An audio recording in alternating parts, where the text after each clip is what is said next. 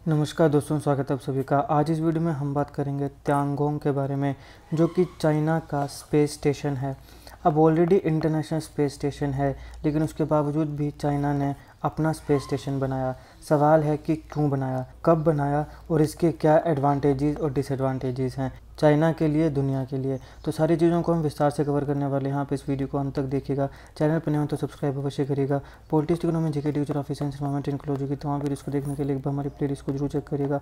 आप किसी भी एग्जाम की तैयारी कर रहे हो, हमारी प्लेलिस्ट को करंट अफेयर की बाकी वीडियोस को देख के आपको काफ़ी हेल्प मिलने वाली है, इसलिए समय निकाल के हमारे चैनल को जरूर चेक करिएगा। चलिए शुरुआत करते हैं।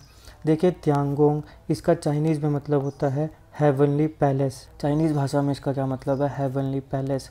ये एक मॉड्यूलर स्पेस स्टेशन है चाइना का, और इसको चाइना की नेशनल स्पेस एडमिनिस्ट्रेशन CNSA के द्वारा बनाया गया है। ये पहला ऐसा स्पेस स्टेशन है जिसको चाइना के द्वारा बिल्ड किया गया है, और ये इस समय लो अर्थ ऑर्बिट में है। तो त्यांगोंग इस समय लो अर्थ ऑर्बिट में है, और ये पहला स्पेस स्टेशन है जिसको चाइना के द्वारा बिल्ड किया गया है। ऐसे एक्सपेक्टेड है कि 2028 तक ऑपरेशनल हो जाएगा। अभी तक ये ऑपरेशनल नहीं हुआ है, 2028 तक ये ऑपरेशनल हो जाएगा। अभी जो स्पेस स्टेशन है ये 3 मॉड्यूल का स्पेस स्टेशन है। इसमें एक जो कोर मॉड्यूल है वो है तियानहे। इसको अप्रैल 2021 में लॉन्च किया गया था। इसके साथ साथ वेंटियान और मैंगटियन, ये एक्सपेरिमेंटल मॉड्यूल्स हैं जिन्हें 2022 में लॉन्च किया गया था।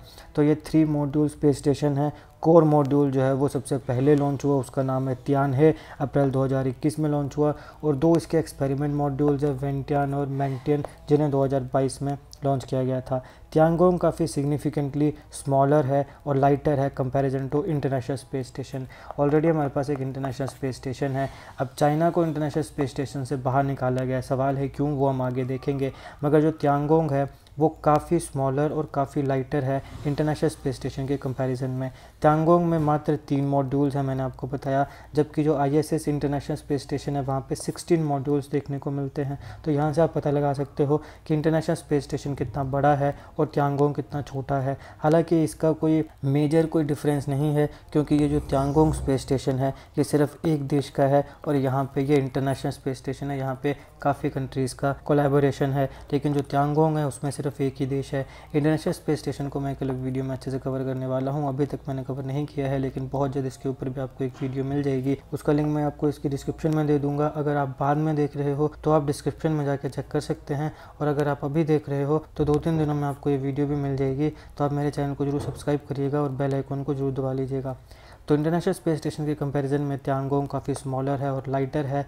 यहाँ पे त्यांगोंग में 3 ही मॉड्यूल हैं, जबकि जो इंटरनेशनल स्पेस स्टेशन है वहाँ पे 16 मॉड्यूल्स हैं।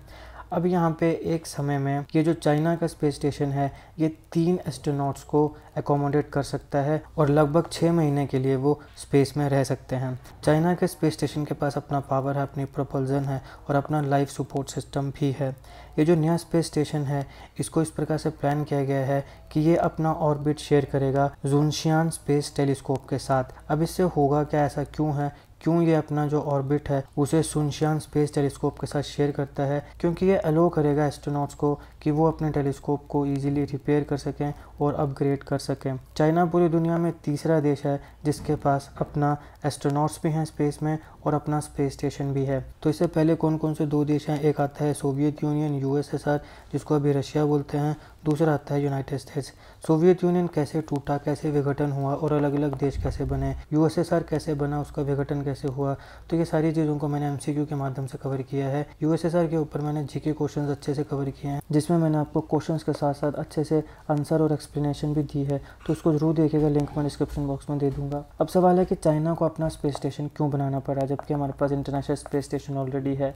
ऐसा इसलिए क्योंकि चाइना को ISS यानी कि इंटरनेशनल स्पेस स्टेशन का जो प्रोग्राम है उसे एक्सक्लूड कर दिया था, उसे बाहर निकाल दिया था, क्योंकि यूनाइटेड स्टेट्स ऑफ अमेरिका को यह कंसर्न था कि जो चाइना का स्पेस प्रोग्राम है उसके पीपल्स लिबरेशन आर्मी के साथ काफ़ी लिंक्स हैं। तो आर्मी के साथ लिंक होने की वजह से चाइना को ISS प्रोग्राम से बाहर निकाल दिया गया। 2011 में US कांग्रेस ने नासा के ऊपर भी प्रतिबंध लगाए कि वो कोई भी सब्सटेंशियल कॉपरेशन चाइना के साथ या चाइनीज़ काउंटर पार्ट्स के साथ, मतलब जैसे नासा के साइंटिस्ट हैं तो चाइना के साइंटिस्टों के साथ आप कोई भी कॉपरेशन नहीं करोगे बिना प्रायर ऑथराइजेशन के। मतलब अगर कोई भी कॉपरेशन करनी है चाइना के साथ या चाइना के साइंटिस्ट के साथ या वहाँ के स्पेस एजेंसी के साथ, तो आपको पहले हमसे ऑथराइजेशन लेनी पड़ेगी। अगर कांग्रेस बोलेगी, गवर्नमेंट बोलेगी, तभी आप जो नासा के साइंटिस्ट हैं या कोई भी प्रोजेक्ट है वो चाइना के साइंटिस्ट या चाइना के स्पेस एजेंसी के साथ किया जा सकता है।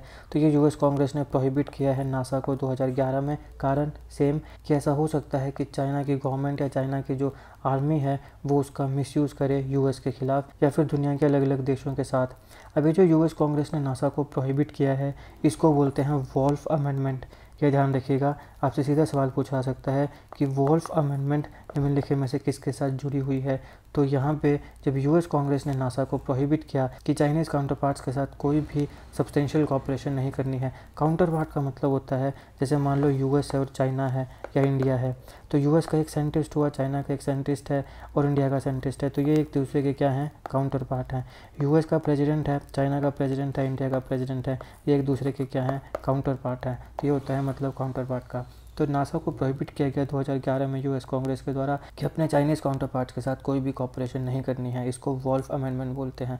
अभी जो वोल्फ अमेंडमेंट है इसने भी काफ़ी डिफ़िकल्ट बना दिया चाइना को कि वो आईएसएस इंटरनेशनल स्पेस स्टेशन के जो प्रोग्राम है उनमें पार्टिसिपेट करे। अगर चाइना चाहे भी तो भी उसके लिए काफ़ी मुश्किल है आईएसएस प्रोग्राम में पार्टिसिपेट करना। तो ये कारण था कि चाइना को अपना स्पेस स्टेशन बनाना पड़ा। अब आपसे सीधा सवाल ये भी पूछा जा सकता है कि त्यांगोंग जो है वो क्या है। तो ये चाइना का स्पेस स्टेशन है। पूछा जा सकता है कि चाइना का स्पेस स्टेशन क्या है, तो त्यांगोंग है। पूछा जा सकता है कि वोल्फ अमेंडमेंट किससे जुड़ी है, तो नासा को जो प्रोहिबिट किया गया कि चाइनीज़ काउंटर पार्ट्स के साथ कोई भी डील या कोई भी सिग्निफिकेंट कंट्रीब्यूशन नहीं करना है, सिग्निफिकेंट कोऑपरेशन नहीं करनी है। तो इन सारी चीज़ों को हमने अच्छे से विस्तार से कवर कर लिया है। आई होप आपको वीडियो अच्छी लगी। अगर आपको अच्छी लगी तो लाइक करिएगा, शेयर करिएगा। पॉलिटिक्स में जीके जराफी साइंस एनवायरमेंट टेक्नोलॉजी की तमाम वीडियोस को देखने के लिए हमारी प्लेलिस्ट को जरूर चेक करिएगा। आप किसी भी एग्जाम की तैयारी कर रहे हो, हमारी प्लेलिस्ट करंट अफेयर की बाकी वीडियोस को देख के आपको काफ़ी हेल्प मिलने वाली है। इसलिए समय निकाल के हमारे चैनल को जरूर चेक करिएगा। जीके करंट अफेयर और जीके टिक्स के ऐसी वीडियोस के लिए हमारे चैनल को सब्सक्राइब करिएगा। बेल आइकन को जरूर दबा लीजिएगा ताकि किसी भी वीडियो की नोटिफिकेशन आपसे मिस ना हो। आपका बहुत बहुत धन्यवाद।